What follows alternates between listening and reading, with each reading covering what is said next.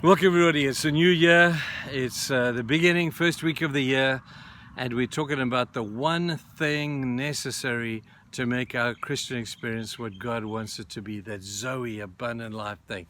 Just one thing that is necessary. And in the story of Mary and Martha, Jesus focuses on Martha and says, Martha, Martha, why are you so distracted by all this other stuff? As nice as it may be, it's just not necessary. And then he says, Mary has made the right choice. So we ended yesterday by saying it's a choice. It's a choice. And so it's a choice of attitude. It's a choice of that will be reflected in you as a worshiper of God. Now this works its way out into many different churches because we tend to polarize over some of these things. But worship always has to have the priority, and everything you do should be done in the context of worship. When we preach, we should do it in the context of worship. When we sing, it should be done in the context of worship. When we serve in the community, it's all part of worship. Worship is the one thing that is necessary. So one last word today to the workers who feel it's all about doing stuff. And I'm one of them. So I'm in with you here. Revelation chapter 2, there's a verse where it says that Jesus is an angel, and this angel is talking to the church in Ephesus. And this is what the angel says to the church in Ephesus. Listen carefully. He says, I know your works. This is the word. I know your works, your toil and your patient endurance, and how you cannot bear evil men. You've tested those who call themselves apostles but are not, and found them to be false. I know you're enduring patiently and bearing up for my name's sake, but you have not grown weary. But I have this against you. You have abandoned your first love. All those things were nice things. They were theologically on track. That's a nice thing. They were not putting up with nonsense from false prophets. That's a nice thing. They were doing the work of the church, and God said, I don't like what you're doing. And they would have looked back and said, Lord, but what more can we do? And God would have said, man, you just need to worship. One thing necessary, restore your first love. I want you to notice as we leave Martha, the beautiful lady of Martha, and with great intention she was doing what she was doing. But let's talk about Mary for a moment. Mary was sitting.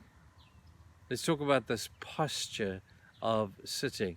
It's an important posture because the posture of sitting, first of all, suggests a posture of submission. She was submitting to Christ. She was submitting to his lordship, to his authority. She was submitting as she sat at the feet of Jesus. You see, there's a place for submission, and it's the place of worship. It's a place of willingness to be able to submit to the will of God, to be able to do what God would have for us to be able to do. Now, I made a note here about this posture of sitting. It's a posture that's kind of like Abram. If you look at Abraham, where he was the posture of submitting to the will of God, even though he didn't understand it, he said, Lord, your will is my command, and if you would have for me to take my son and sacrifice him, I would submit totally to the will of God. And so as we talk about what it means to be a worshiper, the first attitude of the worshiper is the attitude of submission. Just to submit. Lord, you win. Lord, I submit willingly because I know you have the best intentions for me. And for the beginning of this year, to say to God, I submit myself to you. No matter what happens, no matter where I go, no matter what happens in my work, my health, or my family, I choose to submit myself to the will of God. Yo, that's a tough thing today. Everything inside of me cries out, no, you must run your life. You must take control of your life. You must do this thing. Man, that's a dangerous place to be. But when we come and we say, Lord, I'm submitting to your will, come back in 6 months' time and have a look what has happened. There's no better place in the entire world than sitting at the feet of Jesus, a place of submission to everything about God.